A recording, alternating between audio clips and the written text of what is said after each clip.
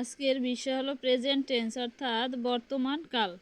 Present tense 4 প্রকার, যথা present indefinite tense, present continuous tense, present perfect tense, present perfect continuous tense. Present indefinite tense সম্পর্কে আলোচনা করব। Present indefinite tense চেনার উপায় হলো সাবজেক্ট প্লাস ভার্বের প্রেজেন্ট রূপ প্লাস অবজেক্ট। যেমন আমি বাড়ি যাই, আই গো হোম। এখানে আই সাবজেক্ট, গো ভার্বের মূল ফর্ম প্লাস হোম মানে অবজেক্ট। আই গো হোম, আমি বাড়ি যাই। আবার সাবজেক্ট যদি থার্ড পারসন সিঙ্গুলার নাম্বার হয় তবে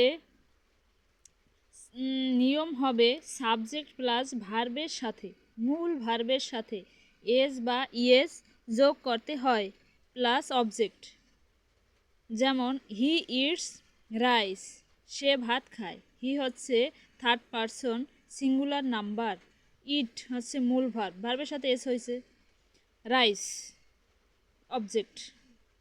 এছাড়াও হতে পারে শি গোস টু স্কুল, গোসের সাথে ইয়েস হয়, গোস টু স্কুল, সে স্কুলে যায়।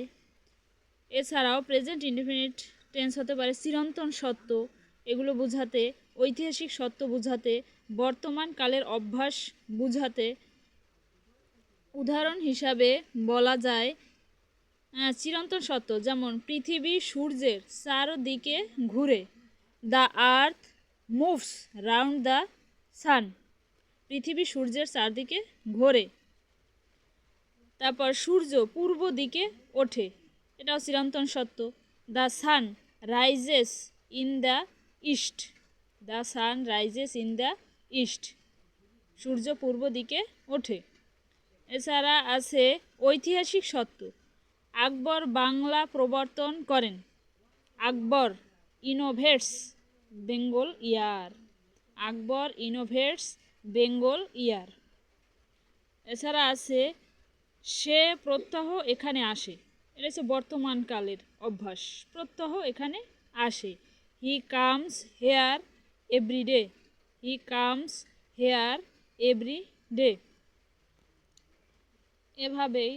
তাছাড়া আছে সেকেন্ড পারসন যদি হয় তাহলে ইউ, সেকেন্ড পারসন হলো ইউ, ইউ এর পরে মূল ভার্ব বসে, এর সাথে এস বা ইএস কোনোটাই যুক্ত হয় না,